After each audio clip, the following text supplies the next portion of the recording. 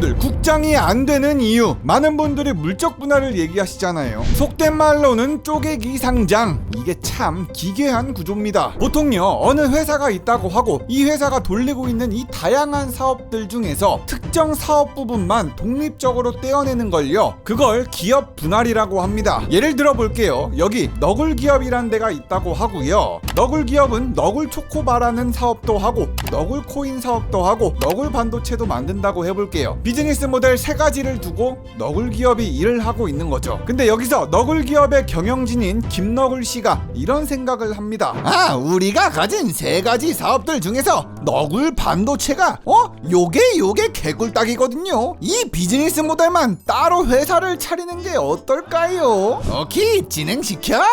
라고 해서 너굴기업의 너굴반도체 사업만 똑 떼어다가 너굴전자를 만들었다고 해볼게요. 그럼 너굴기업과 너굴전자라는 두 개의 회사가 됐잖아요. 이런 식으로 기업을 분할하는 방법에는 몇 가지가 있는데, 너굴기업과 너굴전자가 이 두 회사가 수평관계로 갈라졌다고 하면 인적 분할이라고 합니다. 그렇기에 수평적이기 때문에 기존에 너굴기업에 투자하고 있었던 주주들은요, 너굴기업과 너굴전자의 주식을 각각의 비율로 통해서 모두 챙겨받을 수 있죠. 아, 당연하죠. 원래 너굴전자가 너굴기업 안에 속해 있었지 않습니까? 인적 분할을 하면요, 분할 전에 너굴기업의 전체 순자산에서 분할이 된 너굴전자의 순자산이 얼마인지 계산기를 때려가지고 나름 비율을 맞춰서 기존 주주들한테 주식을 나눠줍니다. 그럼 결과적으로 투자자들은요, 너굴기업의 주식도 너굴전자의 주식도 모두 갖게 되는 거죠. 이게 상식적이죠. 그런데 이 너굴기업과 너굴전자가 수직적으로 갈라진다? 요러면 얘기가 또 달라집니다. 이게 오늘의 주제, 수직관계로 갈라진다는 물적 분할인데요. 물적 분할을 했다고 하고 너굴기업에서 똑 떼어나와진 너굴전자는요, 100% 너굴기업의 자회사로 만들어지는 겁니다. 그럼 100% 자회사면 뭔 일이 벌어지는 거냐? 뭐가 다른 거냐? 바로 주식을 어떻게 배분하느냐가 달라집니다. 아까 인적 분할은요, 투자자들한테 이 주식을 비율별로 나눠준다고 했잖아요. 하지만 물적 분할은 비율은 개뿔 나눠주질 않습니다. 새로 태어난 너굴전자에서 발행하는 주식은 죄다 너굴기업으로 귀속되기 때문입니다. 기존에 너굴기업에 투자하고 있었던 주주들한테는 너굴전자의 지분 1도 안 가는 거예요. 별다른 변화도 없고 그냥 원래 너굴기업의 주식만 갖고 있는 거죠. 그대로. 아니, 물론 주식은 안 주지만 너굴기업이 너굴전자를 지배하고 있는 건 사실이니까 어떻게 간접적으로는 너굴전자의 지분을 갖고 있는 거 아닌가요? 라고 볼 수도 있겠지만요, 실제로 일적 분할처럼 내 계좌에다가 주식을 그냥 넣어주는 게 아니니까 사실상 개뿔 챙겨주는 게 없는 겁니다. 수익 모델만 똑 떨어져 나가기 때문에 모회사 주주들한텐 절대적으로 안 좋을 수밖에 없어요. 또 예시로 너굴기업의 주가가 현재 10만원이라고 하고 이 주가는 너굴기업의 성공을 기초로 올라간 주가라고 해봅시다. 너굴초코바도 열심히 팔고 코인도 만들어서 팔고 반도체도 찍어서 엄청나게 팔아서 10만원이란 주가를 만든 거예요. 근데 그 너굴기업의 수익 모델이었던 너굴반도체만 똑 떼어다가 자회사로 분리하고 주식도 안 나눠줘. 그러면 장기적으로 이 너굴기업의 성장을 염두한다면 모 회사인 너굴기업의 주가가 이 10만원을 유지할 수 있을 거라고 생각하십니까? 아니, 띠발이네. 아, 물적 분할하면 회사 가치가 쪼개진다 않아요. 아, 종목 잘못 잡아서 물적 분할이 되면 내 계좌도 분할됩니다. 아하, 맵다 매워. 여러분들이 기차를 타고 가다가요, 갑자기 열차 칸이 분리돼서 앞에 기차만 가버리고 선로 바뀌는 거 봤습니까? 내가 탄 기차가 막 갑자기 분리돼가지고 원치 않는 방향으로 가요. 아니면 내가 탄 칸은 점점 멈춰가는데 앞쪽 칸들만 막 쭉쭉 가는 상황이라고요. 이런 일들이 현실에서는 거의 있을 수 없겠지만 우리나라 주식시장에서는 많이, 아주 자주 일어나고 있습니다. 그 중에서 가장 핫했던 게 SK이노베이션하고 LG화학이었죠. 진짜 욕 조지게 먹었습니다. 이 기업들이 물적 분할을 하면서 여기에 탔던 개미들 열차 떨어져 나가는 거 보면서 뒤에 남아 있어야 했습니다. 더 큰 문제는 그냥 뭐 듣보잡 기업들이 개미들 빨아먹는 건가? 작전인가? 이런 것도 아니고요. 이름만 대면 다 알만한 대기업들이 이러고 있다는 겁니다. 대기업이라면 우량주로 분류돼서 그냥 막 투자하시는 분들 많잖아요. 그렇지, 주식은 우량주지. 대기업 믿고 장투로 가자. 이 새끼가 어림도 없지. 물적 분할 빔 코코르 빙뽕뽕. 2021년 9월 SK이노베이션이 뭔 짓을 했냐면요, 배터리 부분을 물적 분할해서 SK온으로 떼어냈습니다. 회사를 분사한 거죠. 2차 전지가 핫하니까 이 알짜 사업만 홀라당 떼어다가 자회사를 새로 만든 건데, 이 개꿀 사업만 떼어내다 보니까요, 기존 SK이노베이션의 주가 당연히 저항 없이 터져버렸습니다. 투자자들은 알짜 사업 떼고 나중에 상장한다고 하니까 다 빤스런 치고 도망갔고요. 투자자 입장에선 자회사 이 배터리 부분의 주식은 받지도 못하는데 누가 멍청하게 존버하고 있겠습니까? 그래서 결과는 어떻게 됐냐? SK이노베이션의 주가 30만원에서 10만원으로 그냥 개 박살났죠. 일반 주주들, 계속 존버하셨던 분들은 그냥 개피 본 거예요. 그럼 누가 개이득을 봤냐? SK온이 상장되면서 SK이노베이션의 대주주들이 함께 꿀을 빨았습니다. 경영권은 그대로 유지하면서 대규모 신규 자금은 새로 유치할 수 있으니까 돈을 완전히 긁어 모은 셈이죠. 원래 SK이노베이션에서 배터리 부분은 진짜 그 주식의 희망이었고 투자의 이유였습니다. 많은 분들이 이 배터리 부분이 성장할 때까지 존버하면서 기다렸는데 알짜 사업부 따로 빼내서 물적 분할을 때려버리면서 SK이노베이션의 주가는 반토막이 났어요. 아까 말대로 앞에 가고 있는 기차가 우리 버리고 그냥 떠난 거나 마찬가지죠. 나름 이 사건이 화제가 많이 됐었습니다. 대기업 SK이노베이션의 횡포에 뒤통수 얻어맞았다면서 국민청원에도 올라갔었죠. 아무튼 이런 뭐 같은 짓은 SK이노베이션만 했던 건 아닙니다. 아주 그냥 대기업들 사이에서 유행이에요. 2020년 9월 LG화학도 똑같은 짓을 했습니다. SK와 같이 배터리 부분을 똑 떼어다가 새로 상장을 했죠. 이렇게 물적 분할로 새로 태어난 회사가 바로 LG에너지솔루션입니다. 물적 분할 빔을 맞았던 LG화학의 주가는요 100만원이 넘었었던 게 순식간에 반토막 났고요. 2차 전지를 잃은 LG화학, 이제 빈 껍데기라고 많은 조롱을 받았습니다. 실제로 자회사가 됐었던 LG에너지솔루션이 모 회사인 LG화학보다 시총이 약 3배가량 더 높게 형성될 때도 있었죠. 사실 이게 말이 안 되는 거야. 3년이 지난 지금 LG화학은 반토막도 아닌 거의 주가가 3분의 1로 내려앉았습니다. 낭만 있다, 그죠?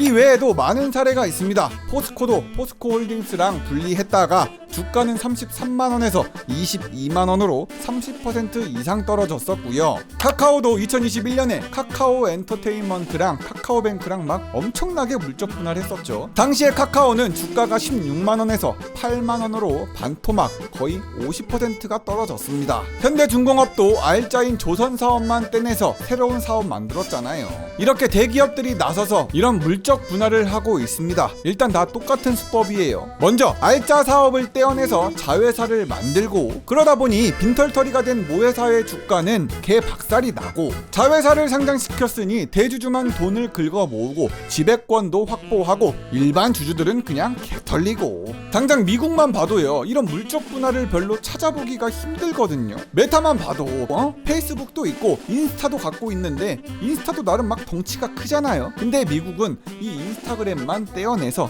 상장을 안 시킵니다. 그러다가 정부한테 조직에 맞아. 구글의 모기업인 알파벳도 자회사가 겁나 많은데 상장사는 알파벳 하나뿐이에요. 분할을 했던 기업 다임러 같은 경우엔요, 다임러 트럭을 분할한 후에 이걸 증시에 상장시키면서 모 회사 주주들한테 다임러 트럭의 신주 주식을 65%를 배정했습니다. 이게 옳게 된 거고 이게 상식적이에요. 오죽하면 대통령 선거할 때쯤 물적 분할에 대한 공약이 나왔겠습니까?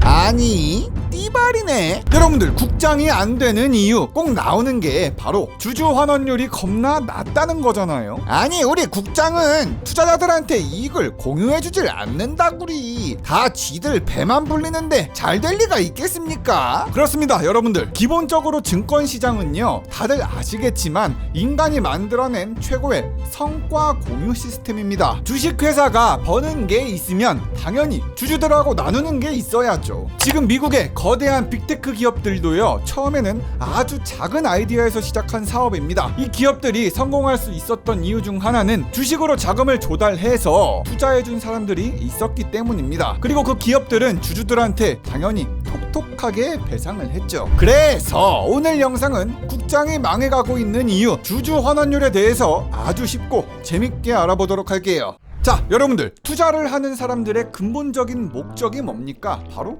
돈입니다. 투자를 했으면 당연히 이익이 있어야죠. 이 회사에 투자하면 나한테 금전적인 보상이 되돌아올 것인가? 이런 것들만 막 머리 싸잡고 계산하고 있잖아요. 주식을 샀으면요, 그게 시세 차익이 됐든 배당으로 돌아왔든 어떤 방법으로든 투자자들은 합당한 보상을 받아야 합니다. 그래서 많은 기업들은요, 투자자들의 믿음에 보답을 하기 위해서 적극적으로 주주 친화 정책을 쓰죠. 그래서 여러분들, 여기서 주주 환원율이란 걸 좀 짚고 넘어가야 합니다. 이 주주 환원율이 대체 뭐냐? 쉽게 말해서 기업이 이익을 냈을 때 그 이익을 주주들한테 얼마나 돌려주느냐를 뜻합니다. 좀 더 자세히 들여다보면 주주 환원율은 당기 순이익에서 배당금 지급액과 자사주 취득액이 차지하는 비중을 의미하죠. 그 비율이 어떻게 됐냐? 그게 바로 주주 환원율이에요. 단순하게 주주 환원율을 높이는 방법은 이 두 가지를 올리는 겁니다. 배당금을 그냥 시게 지급하던지 아니면 자사주 매입으로 주가를 계속 끌어올리던지요. 이 두 가지 방법은 조금만 이따가 더 뒤에서 살펴보도록 할게요. 아무튼 다시 주주 환원율로 돌아가서 우리 대한민국, 과거에도 그랬고 지금도 그렇지만 대한민국의 주주 환원율이 정말 너무할 정도로 낮다는 게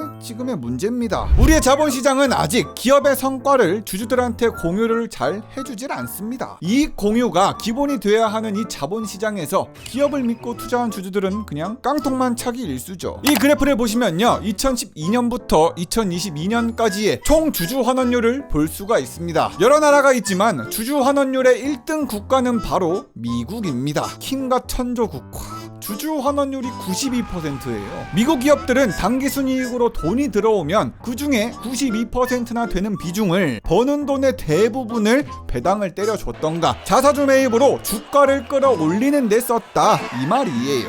92%. 그리고 나머지 미국을 제외한 선진국의 평타 주주 환원율이 68%입니다. 그럼 대한민국은 몇 퍼센트냐?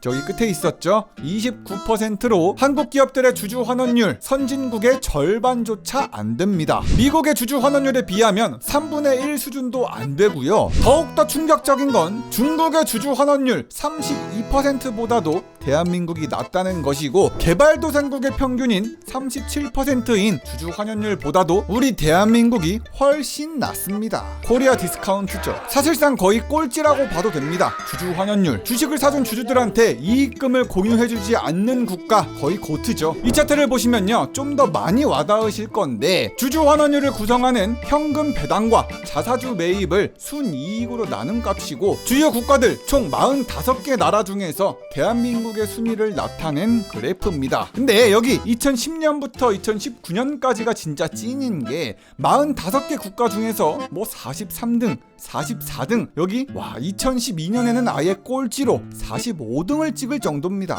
매년 거의 최하위권을 벗어나질 못하고 있어요. 이러니까 투자자들이 한국 기업에 투자하기 꺼려지겠죠. 29%라는 주주 환원율이 말해주듯이 우리나라에서 주주들은 기업이 망하면 투자금을 그대로 잃는 위험을 고스란히 감수하면서도 기업이 이익이 날 때는 제대로 나눠 갖질 못합니다. 기업들은 나눠주질 않고 대신 사내 유보금으로 현금을 쌓아두던가 재투자하는 경우가 많죠. 자, 여기까지는요, 주주 환원율에 대해서 좀 살펴봤는데, 이번엔 뒤에서 말씀드린다고 했던 저배당과 자사주 매입에 대해서도 좀 말씀드릴까 합니다. 아까도 말씀드렸듯이 주주 환원율은 크게 배당과 자사주 매입이란 지표에 크게 좌우됩니다. 여기서 배당이란 기업이 일정 기간 동안 영업활동을 해서 발생한 이익 중에서 일부를 주주에게 나눠주는 걸 뜻하고요. 이 배당을 준다는 건 주주 가치도 높이고 주주 환원율도 올리고 기업의 신뢰도 올리는 아주 좋은 전략 중에 하나입니다. 주식회사의 본분을 잊지 않고 주주와 이익을 공유하는 거니까요. 그런데 기업들이 항상 배당을 지급하는 건 아닙니다. 당기순이익 많이 벌었다고 하더라도 이 돈을 어디에 쓸지는 회사에서 결정하기 나름이니까요. 주주들한테 배당으로 돌려주지 않고 그 대신에 그 돈으로 공장을 뭐 더 지을 수도 있고, 아니면 연구개발 비용을 늘려가지고 미래 사업을 대비하는 데 쓸 수도 있습니다. 그야말로 재투자를 할 수 있는 돈이기도 하죠. 근데 국장은 거의 대부분이 무지성으로 배당을 안 해준다는 거예요. 우리 대한민국의 주주 환원율이 최하위급이었으니까 당연히 배당 성향도 쓰레기겠죠. 마찬가지로 국내 증시의 배당 성향 또한 주요국보다도 월등히 낮습니다. 그냥 지하실이야. 2021년을 기준으로 한국 상장사의 배당 성향은 약 26%에 불과합니다. 이는 미국의 41%, 영국의 56%, 나머지 국가들 쭉쭉쭉쭉보다 대만 51%는 물론이고 심지어는 중국 28%보다도 낮습니다. 우리 대한민국이. 어떻게 보면 이 주식회사라는 이 본질과 근본 자체를 부정하고 있는 듯한 느낌이 들어요. 주식회사라 함은 투자자들한테 돈을 받아서 그걸로 사업을 해서 이익이 나면 공유를 해줘야 되는데 앞에 건 다 하는데 공유는 안 해주네. 여기 공정거래위원회의 자료에 따르면요, 국내 대기업 60곳의 내부 지분율은 평균 58%로 나타났습니다. 이 말은 즉 대기업 일가에서 갖고 있는 경영 지배권이 평균적으로 58% 정도 휘어잡고 있다, 이렇게 생각하시면 돼요. 그런데 신기하게도 이 60곳의 대기업 일가에서 주식을 직접적으로 보유하고 있는 지분율은 평균 3.5%였습니다. 이 3.5%가 의미하는 것은 즉 주식을 직접 들고 있는 전체 회사의 주식의 3.5%만을 들고 있다는 거예요. 경영 지배권의 58%, 하지만 갖고 있는 거는 지분의 3.5%, 전체 주식의 3.5%만을 들고 58%의 지배권을 잡고 있는 셈입니다. 현실이 이렇다 보니까 지배주주들은 배당을 별로 선호하지 않습니다. 왜냐? 내가 갖고 있는 보유 지분이 3.5%로 아주 적은 편이니까 배당을 하면 자신한테 돌아오는 몫이 아주 한정적으로밖에 안 느껴지죠. 그러다 보니 기업들은 58%의 지배권을 갖고 있잖아요. 그러니까 이러는 거예요. 이번 분기 배당 진행시키지 마. 나한테 오는 게 시원찮잖아. 자, 다음으로 주주 환원율을 높이는 방법, 자사주 매입인데요. 아니, 자기 회사의 주식을 매입한다는 게 어떻게 주주들한테 좋은 일이냐, 이해를 못 하시는 분들이 있을 수 있는데요. 쉽게 설명을 드리자면 자사주를 매입한 다음에 이를 소각해서 전체 유통량을 줄여버리면요, 남아있는 주식의 가치는 수요 공급의 원칙과 주당 순이익의 증가에 따라서 자연스럽게 가치가 상승하기 때문입니다. 마치 소금물을 끓여버려서 물을 날려버리면 그 소금물이 더 짜지는 느낌이랄까요. 주식의 수가 줄어들면 결과적으로 기업의 주당 가치와 주가가 상승하는 효과를 내기 때문에 주주 환원율이 올라갑니다. 한국과는 다르게 미국 정말 자사주 매입의 진심이잖아요. 예를 들어서 애플 2012년부터 2022년까지 자사주 매입에 그리고 소각한 금액은 5,720억 달러, 한국 돈으로는 약 800조 원이 된다고 합니다. 애플은 주주들한테 약 800조 원을 뿌린 거나 마찬가지예요. 진짜로. 이 기간 동안 애플의 주가 이 800조 플러스 알파로 12배 이상 올랐죠. 이러니까 미국이 주주 환원율 92%가 나오지. 반면에 국장은 어떠냐면요, 자사주 소각을 공시한 건수가 그 많은 기업들 가운데 최근 3년간 150건밖에 되지 않습니다. 기업의 비율로 보면 한국에서는 자사주 소각을 하는 기업이 2%를 조금 웃도는 수준이죠. 정말 적습니다. 근데 또 우리나라에서 특히나 문제가 되는 게 이 자사주 매입이 주주 환원을 목적으로 하는 것이 아니라 경영권 방어나 지배주주의 지배력 확대에 쓰인다는 겁니다. 또 경영진과 대주주가 개인 돈으로 자사주를 매입하는 것이 아니라 회사 돈으로 자사주를 사들여놓고 주주총회에서 자기 주식처럼 지분으로 활용하는 경우도 있고요. 그리고 자사주를 자신들의 그룹 기업에다가 매각을 해서 기업의 경영 지배권을 더 높이는 방향으로 꼼수를 쓰는 경우도 있고요. 원래 이 사례들을 하나하나 설명드리고 싶은데 자사주 매입 관련 이슈들은 진짜 나중에 영상 한번 따로 만들어야 될 것 같아요. 이 자사주의 마법이란 말까지 있을 정도예요. 진짜 매직 트릭쇼가 어질어질합니다. 아무튼 주주 환원율을 끌어올릴 배당도 안 하고 자사주 매입도 제대로 안 하고 있다 보니까 일반 주주 입장에서는 그만큼 이익을 가져갈 권리를 빼앗긴 것이나 다름없습니다. 그러니까 국장이 망했다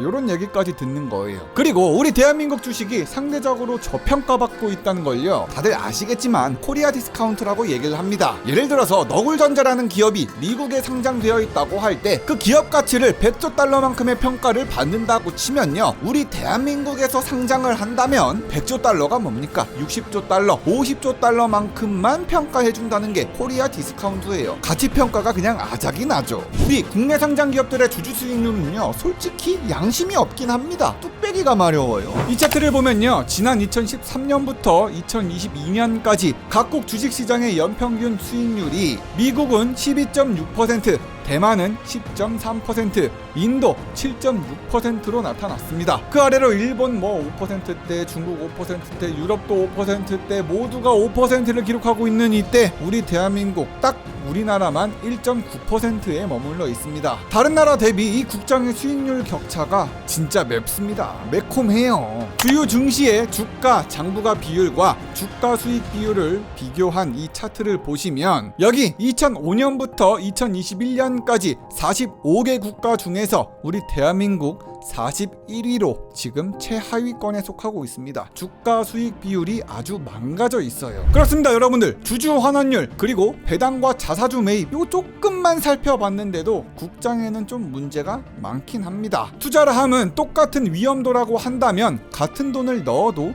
더 많이 되돌려주는 쪽에 투자하는 게 당연히 합리적입니다. 근데 요새는 이 투자한 기업의 성과가 반드시 나한테 되돌아온다는 믿음이 좀 흔들리고 있지 않나 싶어요. 뭐만 하면 물적 분할한다 그러고 배당을 시원하게 쏴주든 우리 대한민국 기업들이 모두 주주 환원율을 좀 높여서 주주들이 믿고 투자할 수 있는 환경을 만들어 주셨으면 좋겠습니다. 아무튼 국장이 진짜로 안 되는 이유 세 번째 이야기 준비해서 돌아오겠습니다. 여러분들, 국장이 안 되는 이유 아주 많은 이유가 있겠지만요, 자사주의 마법이란 단어가 있습니다. 경제 용어에 마법이란 단어가 있다고 하니까 참 낭만 넘쳐요, 그죠? 희한하게도 자사주의 마법은 우리 국장에 많이 보이는 현상이고요, 코리아 디스카운트의 큰 부분을 차지하고 있는 아주 더러운 방법입니다. 그래서 오늘 영상은 이 자사주의 마법이 뭔지, 그리고 요것 때문에 우리 같은 투자자들이 얼마나 주머니가 털리는지, 기업들은 요걸로 어떻게 장난질을 해대는지 아주 쉽고 재밌게 알아보도록 하겠습니다.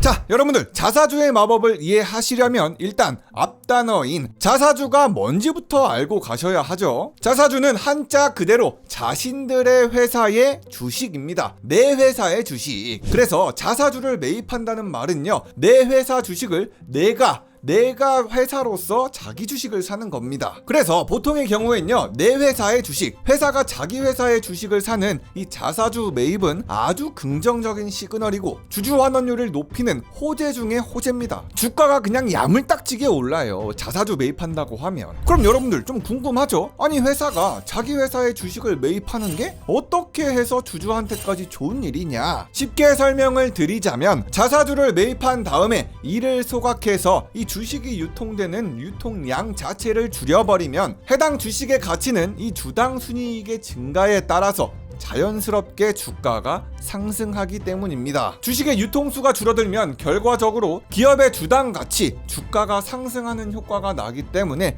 대주주도 좋고 우리 같은 투자자들도 유리한 의사결정이죠. 마치 소금물을 끓여버려서 물을 날려버리면 그 소금물이 더 짜지는 느낌이랄까요. 주식의 수가 줄어들면 결과적으로 기업의 주당 가치와 주가가 상승하는 효과를 내기 때문에 주주 환원율이 올라갑니다. 그런데 문제는 이 좋다는 자사주 소각, 국장에선 어떠냐면요, 이 좋은 일이 별로 일어나질 않습니다. 자사주 소각을 공시한 건수는요, 최근 3년 동안에 150건이 채 되질 않거든요. 기업 비율로만 보자면 한국에서는 자사주 소각 기업이 2%를 조금 웃도는 수준이죠. 정말 적습니다. 게다가 이 기업들이 자사주를 매입했다고 하더라도 분명 자사주 매입했다는 회사는 겁나 많은데 이를 소각 처리하는 회사들이 별로 없다는 게 큰 함정이죠. 이 좋은 걸 왜 안 해? 2019년부터 2023년까지 약 5년 동안 코스피 상장사들이 자사주 매입에만 쓴 돈이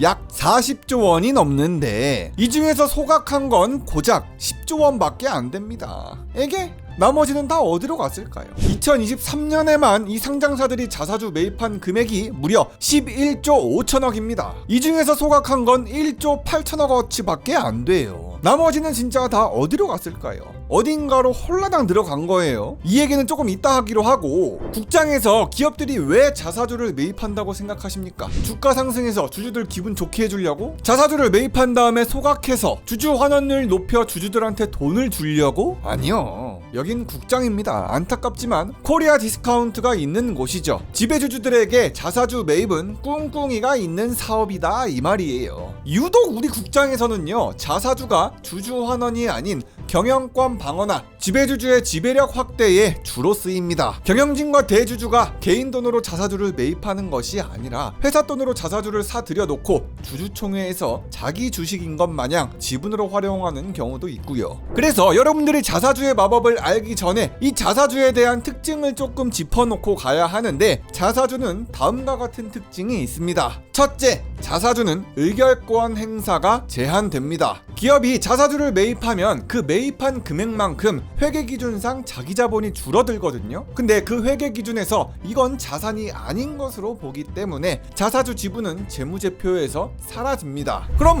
재무제표에서 대변에서는 자본이 감소하고 차변에서는 현금이 감소하죠. 결과적으로 주식이 발행되었었던 흔적만 남아있을 뿐 자사주는 이 세상에서 그냥 없어지는 것과 같습니다. 그러니까 이결권이 남아있을 리가 없잖아요. 그리고 어떻게 생각해보면요, 나 자신이 회사 그 자체인데 내가 나의 주식을 사서 들고 있다고 해서 내가 나한테 투자한 주주인가? 내가 나한테 투자했다고 해서 나 자신에 대한 의사결정권이 더 있을 수가 있을까요? 어차피 내가 그 회사 그 자체인데. 아무튼 그래서 자사주는 의결권 행사가 제한됩니다. 다음으로 두 번째로, 자사주는요, 배당금 지급의 대상이 아닙니다. 이뿐만이 아니죠. 배당 청구권, 자녀재산 분배 청구권, 신주 인수권 역시 모두 다 사라집니다. 자기 회사 주식을 자기가 갖고 있어 봤자 그냥 없는 셈이지. 그리고 셋째로, 자사주를 갖고 있는 상태에서 회사를 분할하거나 합병하는 경우에는요, 회사가 보유하고 있던 자사주는 자동으로 소각되는 효과가 발생합니다. 왜 그러냐면요, 분할이나 합병한다고 하면은 기존에 있던 회사에서 둘로 쪼개지거나 하나로 뭉쳐지기 때문에 새로운 회사가 됩니다.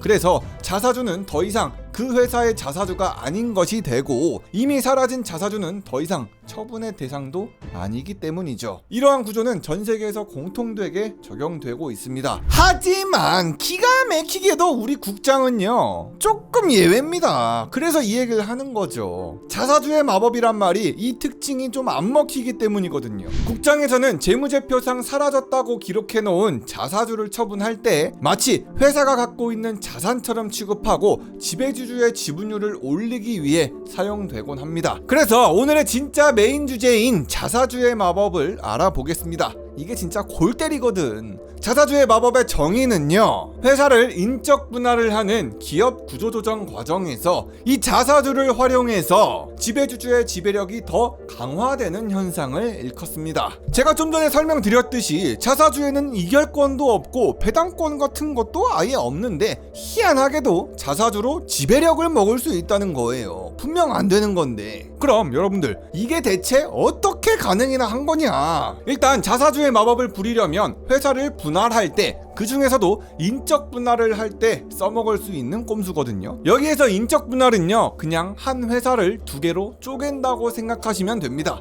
근데 쪼갤 때 이 새로운 회사를 설립하고 나서 기존 회사 주주들한테 신설 회사의 새로운 주식을 기존 주주의 지분율에 따라 배정하는 방식으로 이루어지죠. 예를 들어서 너굴 기업을 쪼개서 너굴전자라는 기업을 새로 만들었다고 하면요, 기존에 너굴 기업에 투자하고 있었던 주주들은요, 너굴 기업과 너굴전자의 주식을 모두 챙겨받을 수 있습니다. 이때 분할 전에 너굴 기업의 전체 순 자산에서 너굴전자의 순 자산이 얼마인지 계산기를 때려가지고 나름 비율을 맞춰서 기존 주주들에게 주식을 나눠주죠. 그럼 결과적으로 투자자들은요, 너굴 기업의 주식도 너굴전자의 주식도 모두 갖게 되는 거죠. 분할 이전에 약 10%의 지분을 보유하고 있었던 여기 김너굴 씨가 있었다면요, 이 주주는 인적 분할 이후에 새로운 회사에 대해서도 약 10%의 지분을 보유하게 됩니다. 여기까지는 문제도 없고 아주 상식적이에요. 그죠? 그런데 여기가 중요한 파트인데, 만약에 기존에 있던 회사가 자사주를 보유하고 있었던 경우, 우리 대한민국 같은 경우에는 기존 회사를 주주로 간주하여 신설 회사의 신주를 새로 배정할 수 있는데, 이를 통해서 이 기존 회사의 지배주주가 신설 회사에 대해서 기존 회사보다 더 높은 지배력을 확보할 수 있는 겁니다. 이게 바로 자사주의 마법이에요. 회사를 둘로 쪼갤 때 자사주를 지주회사에다 귀속시키고 마법을 부려가지고 자사주를 자산화한 후에 새로운 회사의 신주로 배정하는 것이죠. 말이 안 됩니다. 결과적으로는 지주회사가 별도의 추가 자금을 투입하지 않았는데도 지주회사, 자회사 구조가 어느 정도 만들어진 셈이에요. 내가 그 회사 자체인데 기존 회사가 자사주를 보유하고 있다고 해서 기존 회사의 주주로 간주해준다는 게, 이게 정말 잘못된 거죠. 자사주의 마법이 일어날 수 있는 근본적인 이유는 경제적으로 자산으로 간주하기 어려운 이 자사주라는 걸, 의결권도 없고 배당권도 없는 이 자사주라는 걸 법령자산으로 인정하는 모순 때문에 일어나는 일들입니다. 반복해서 말씀드리지만 원래 자사주에는 새로 생기는 회사의 주식을 배정할 수도 당연히 없고, 자사주는 주주총회에서 의결권을 행사할 수 없지만 이 자사주를 다른 기업에 넘겨버리면 의결권이 부활합니다. 결과적으로 대주주는 자사주에 배정된 신주만큼 신설 회사에 대한 간접적인 지배력을 추가로 확보할 수 있는 것이죠. 그것도 뭐 다른 거 하는 것도 없이 공짜로 그러기 때문에 이를 자사주의 마법이라고 부르는 거고요. 이게 매직이지, 이게 마법이고 트릭이지 뭐가 매직입니까?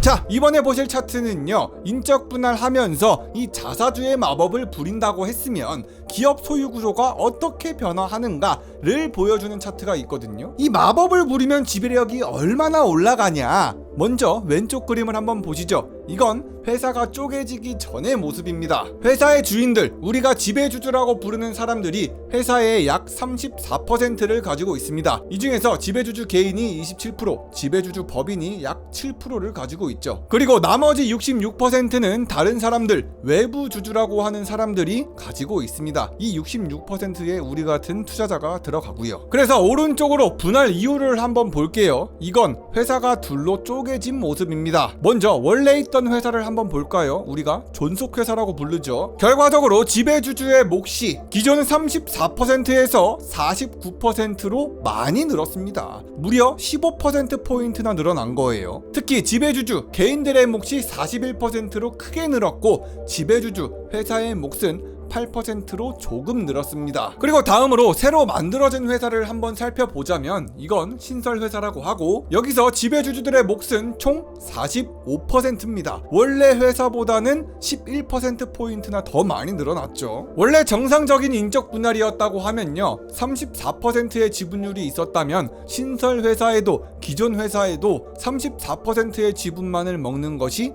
정당합니다. 하지만 결과는 존속회사의 지분율은 49%로 신설회사의 지분율은 45%로 엄청나게 크게 늘었죠. 결과적으로 지배주주들은 돈을 더 내지 않고도 두 회사 모두에서 더 많은 몫을, 더 많은 지분율을 가지게 된 겁니다. 요게 바로 마법이지. This is magic. 자, 이번에는요, 자사주의 마법에 대한 실체를 좀 살펴볼 건데요. 통계상으로 2000년부터 2021년까지 22년간 상장 기업의 인적 분할은 총 193건 정도가 되거든요. 이 중에 92건은 지주회사 전환을 했으니까 인적 분할의 약 50%가 자사주의 마법을 활용한 것으로 보입니다. 그동안 수많은 국내 기업들이 지주회사 체제로 전환하면서 이 자사주의 마법을 많이 활용했거든요. 제가 아까 자사주의 마법을 쓰려면 자사주가 필요하다고 했었잖아요. 그래서 이 그림을 갖고 와봤습니다. 인적 분할 전후에 이 기업들의 자사주 지분율 추이죠. 자사주의 마법을 쓰기 전, 인적 분할하기 전에는 분명히 자사주를 많이 사들일 것이고, 이걸 마법으로 활용한 다음에는 굳이 자사주를 매입할 이유가 없죠. 자, 여기 T0이 인적 분할하는 당일이고요. 이를 기준으로 왼쪽은 인적 분할하기 전, 오른쪽이 인적 분할하고 난 뒤입니다. 딱 봐도 막 냄새가 나죠. 인적 분할하기 전에는 이렇게 자사주 지분율이 이렇게나 꾸준히 올라가는 모습을 볼 수가 있습니다. 특히 지주들한테요. 지주들은요, 인적 분할 36개월 전까지만 하더라도 자사주 지분율 7.4%, 이미 꽤나 높은 수치인데도 불구하고 그리고 인적 분할 3개월 전까지는 약 9.1%로 영끌에서 자사주를 끌어모으는 모습을 볼 수 있습니다. 거의 원기옥을 모을 거야 그냥. 자사주의 마법을 극대화하려면 이 자사주를 많이 끌어모아서 지분율을 올려야 하거든요. 그래야 지배력을 더 많이 빨아먹을 수 있으니까. 다음으로는요, 회사가 쪼개질 때 지분율이 아니라 진짜 돈이 어떻게 나눠지는지에 대해서도 알아보겠습니다. 지배주주는 돈을 얼마나 버는지, 우리 같은 투자자들은 얼마나 손해를 보는지를요. 이 그래프를 보시면요, 인적 분할 전후의 주주 유형별 시가총액 보유 비중의 변화입니다. 그러니까 왼쪽 막대가 회사가 쪼개지기 전에 회사의 시가총액 보유 비중이고요, 오른쪽 막대가 회사가 쪼개지고 난 뒤에, 그러니까 자사주의 마법으로 막 뾰로롱 하고 난 뒤에 시가총액 보유 비중의 결과입니다. 일단 대충 눈으로 봤을 때 뭔가 움직이긴 했어요. 보유 비중이, 그죠? 여기에 비중이 퍼센트로 나눠져 있으니까 여러분들이 이해하기 쉽게 회사의 가치를 100억이라고 가정하고 한번 생각해 보겠습니다. 먼저 파란색 부분인 57억은요, 외부 주주가 가지고 있었습니다. 여기서 외부 주주는 우리와 같은 투자자가 속해 있는 파트니까 잘 기억하셔야 해요. 그리고 제일 아래 두 칸, 지배주주가 가지고 있는 몫인 지배주주가 가진 시가총액은 27억 원 더하기 7억 원 해서 총 34억 원어치를 가지고 있었습니다. 그리고 여기서 중요한 중간에 아주 조그만 부분, 9라고 써있는 부분이 회사가 자기 주식을 매입해서 자사주로 들고 있는 부분이 9억 원어치입니다. 자, 여기다가 자사주의 마법을 때려 넣으면 어떻게 되냐? 뾰로롱. 딱 봐도 하늘색 부분이 조금 뚱뚱해졌죠. 지배주주 쪽부터 한번 봐보겠습니다. 지배주주가 갖고 있는 몫이 아래 이 두 파트로 23억 플러스 24억 해서 총 47억 원으로 늘었습니다. 아니, 분명 자사주의 마법을 때리기 전에 지배주주의 몫이 34억 원어치였는데 47억으로 변했으니까 약 13억 원이나 늘어난 거예요. 근데 제가 이 얘기를 왜 드리냐면은, 지배주주가 가진 돈이 늘어난 만큼 누군가는 손해를 봐야 되잖아요. 여기 외부주주, 우리와 같은 사람들이 포함되어 있는 돈은 57억 원에서 51억 원으로 많이 줄었습니다. 6억 원이나 줄어든 거죠. 그리고 9억 원이던 자사주는 2억 원으로 줄었습니다. 자사주를 회사가 홀라당 삼킨 것도 아니고 지배주주가 거의 대부분을 먹은 셈이죠. 지배권도 먹고 배당권도 먹고 싹 다 먹어버렸어. 지배주주들은 돈 한 푼도 더 내지 않았는데 13억 원이나 더 많은 돈을 가지게 된 겁니다. 반면에 다른 사람들, 외부 주주들은 6억 원이나 덜 가지게 됐고요. 이게 바로 매직, This is magic, 자사주의 마법입니다. 아니, 이 말이네.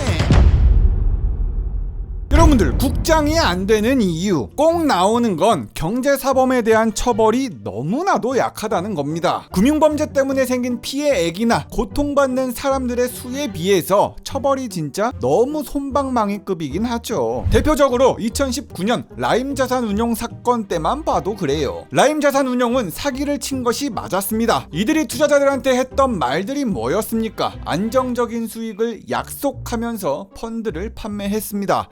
하지만 구라였죠. 실제로 라임자산운용은 부실 채권에 투자하거나 대부분의 투자금을 돌려막기를 하다가 금융당국에 적발됐습니다. 라임자산운용 사건이 터지고 일반 투자자들이 받은 피해 금액만 보면은 오피셜로다가 1조 6천억 원에 이르릅니다. 피해자 수는 최소 4,000명 그 이상이 됐고요. 이 거대한 금융범죄에 대한 처벌은 정말 약했습니다. 범죄의 핵심 인물인 회장, 부사장급이 징역이 약 12년에서 15년 정도에 그쳤고요. 하위 임직원들은 집행유예가 떠서 감옥에 가지도 않았습니다. 제대로 된 책임을 지지도 못했죠. 피해 금액과 피해자 수에 대비해서 너무나도 낮은 형량이었습니다. 라임자산운용의 펀드를 팔아줬던 증권사들의 벌금은 또 어땠습니까? 쥐꼬리만 했죠. 말들이 진짜 많았습니다. 최소 몇 천만 원에서부터 5억 정도가 고작입니다. 그리고 이 과태료 판결도요, 사건은 2019년에 일어났지만 미래에셋이 과태료 조치를 받은 건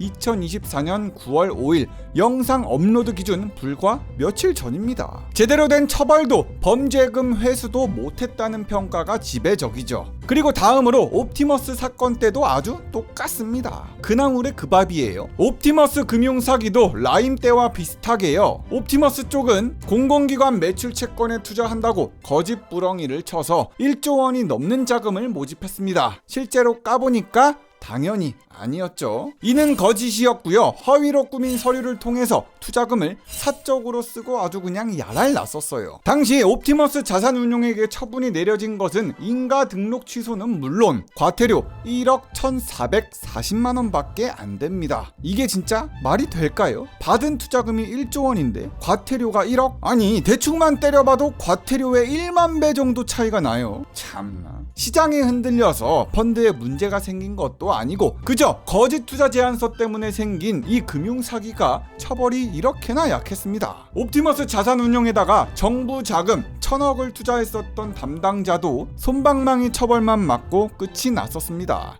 그저 견책과 정직 1개월 처분만 받고 마무리가 됐었죠. 막대한 피해로 아우성치고 있는 피해자들이 많은데 근본적인 해결책을 제시한 것도 뭐 그건 욕심이라 치고 책임을 지는 것 자체가 처벌이 너무 부실해요. 이러니까 대한민국은 사기공화국이라는 말들이 계속 나오는 겁니다. 우스갯소리가 아니야. 한탕 해먹고 뭐 배째면 되지. 감옥 들어갔다 나오면 되지. 처벌이 약했던 건요 비단 라임과 옵티머스 때만 그랬던 것도 아니잖아요. 불과 작년 일이었던 SG발 폭락 사태 때도 솜방망이 처벌이 이를 키웠다는 얘기가 계속 있었습니다. 우리나라는 경제사범에 대한 형량이 아주 낮은 것으로 유명합니다. 요새 터지는 횡령, 배임에 관련된 금액들 막 수십억대예요. 수백억이 넘어. 하지만 처벌은 이렇게나 약하니 야 그냥 받고 말겠다. 만약 내가 횡령할 기회만 있다면 때만 잡힌다면 그냥 한번 하고 마라. 한탕 벌리고 마라. 근데 이렇게 범죄를 저질렀다고 하더라도요 우리나라는 범죄자의 사정까지 좀 봐주는 편입니다. 범죄의 동기가 순수하거나 범행을 자백했거나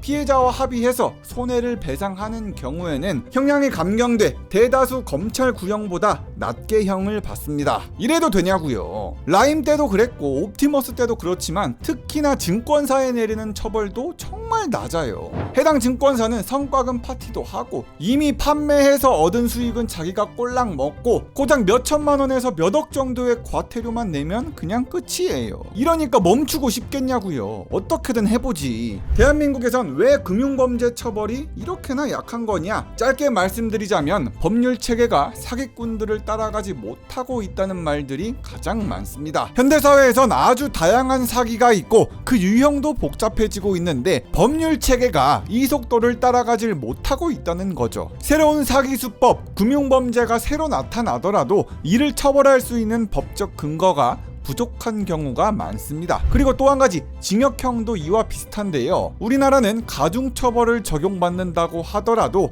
최대 양형이 징역 15년에 불과합니다. 유죄가 입증되더라도 집행유예로 그치는 경우도 많고 실형이 선고되더라도 형량이 너무 낮다는 지적도 있고 뭐 하나 제대로 된 게 없습니다. 대법원이 2020년, 2021년 불공정 거래에다가 집행유예를 선고한 비율은 103건 중에서 50건으로 경제사범의 48.5%가 벌금 띵 내고 끝이에요. 벌금 비싸지도 않았잖아. 금융범죄로 발생할 수 있는 기대 수익은 정말 큰 반면에 처벌 비용은 작다 보니까 갈수록 범죄를 못할 이유가 없다고 판단하는 사례가 계속 나타나고 있습니다. 때문에 혹자는 우리 국가가 나서서 사기를 권장한다는 얘기까지 있더라고요. 미국의 경우에는 그냥 사기치면 인생이 사실상 끝이 납니다. 미국이 금융사기 범죄에 100년 이상의 징역형을 선고한 것도 아주 상징적이죠. 벌금도 어마어마합니다. 투자자 보호 의무만 위반하더라도 증권회사한테 매긴 벌금이 아니라 펀드 매니저인 개인 한 명한테 벌금을 100만 달러, 1000만 달러씩 그냥 때려버리는 게 미국입니다. 그리고 미국 최대의 사기꾼이었던 버니 메이도프, 이 한 사람에게 떨어진 형량만 해도 무려 150년이었습니다. 애초에 그냥 사형만 아닐 뿐 감옥에서 그냥 이슬이 되어 죽어라 라는 식의 사실상 종신형 판결이죠. 미국의 경우에는 병과주의라는 법 적용 원칙을 채택하고 있습니다. 이는 개별 범죄마다 별도로 형량을 정한 후에 이를 합산해서 징역을 매기는 방식이죠. 또한 이 징역의 상한선도 없어서 범죄의 심각성에 따라서 매우 높은 수준의 처벌이 가능합니다. 한국 같은 경우에는 가중처벌을 받더라도 이 최대 양형 기준이 있어서 15년을 넘기가 어려워요. 범죄의 규모나 심각성에 비해서 턱없이 낮은 수준이죠. 미국은 경제가 국가의 아주 중요한 부분이고 경제사범은 미국의 경제에 심각한 위협이 될 수 있으므로 강력하게 처벌해야 된다는 인식이 매우 강합니다. 무엇보다 미국은 경제사범이 돈을 쉽게 벌 수 있다는 사실을 알고 있기 때문에 다시 범죄를 저지를 가능성이 높다고 보기 때문이죠. 얼마 전에도 한 4억인가 5억인가 횡령한 직원을 다시 고용을 해서 반성시키고 열심히 하자 그랬는데 바로 뒤통수 까고 한 1억 정도 횡령 또 한 사람이 있었죠. 골 때립니다. 그냥 딸깍만 하면 되기 때문에 재범이 계속 나오는 거예요. 사기꾼들 또 사기치잖아. 사기꾼은 한 번으로 안 끝납니다. 돈 쉽게 버는 맛이 있지. 그 다음으로요, 여러분들, 국가에서 이 판결이 너무 솜방망이 쳐버리기도 하고 감옥도 들어갔다 나오는 게 그리 짧다고 하면은 소송으로 해결보면 되지 않냐 이렇게 생각하실 수도 있는데요. 그래서 방법이 있기는 합니다. 개인이 금융사기에 대응할 수 있는 방법, 증권 집단소송제도라는 게 있죠. 이 제도는요, 금융사기로 인한 피해자가 적게는 몇백 명에서 몇천 명 단위로 나오기 때문에요, 수많은 피해자들이 범죄에 대응할 수 있도록 나온 소송법입니다. 그런데 문제는 이 제도 자체는 좋지만 제대로 굴러가고 있지 않다는 겁니다. 놀랍게도 증권 집단 소송 제도는 2005년부터 시행 중인데요. 현재 시점 2024년까지 약 18년 동안 제기된 소송 단 11건밖에 안 된다는 게 마음이 아픕니다. 이 숫자가 너무 적죠. 11건. 매년 수많은 금융사고와 불법행위가 적발은 되는데 18년간 11건, 1년에 한 건조차 안 됩니다. 이 말인즉 증권 집단소송 제도가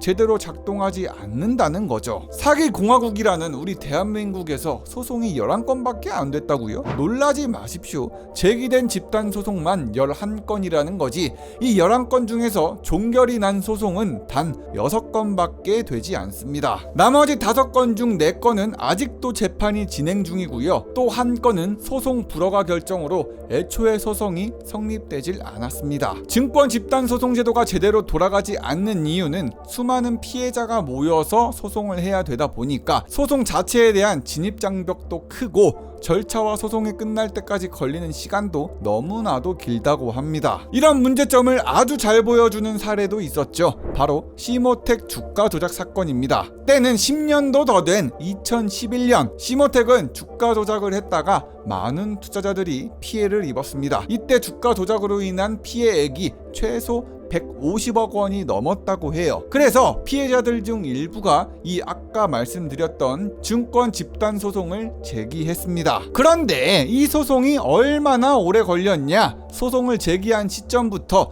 대법원에서 최종 승소 판결까지 2011년부터 2020년까지 무려 9년 가까이가 걸렸습니다. 거의 10년이 걸린 거죠, 여러분. 상상이 가십니까? 피해를 입고 소송을 시작했는데 결과를 받을 때까지 10년이 걸려. 그렇다고 피해자들이 제대로 보상을 받았을까요? 아이고, 어림도 없죠. 9년 이상 기다려서 승소를 했지만 실제로 인정된 손해배상액은 얼마였을까요?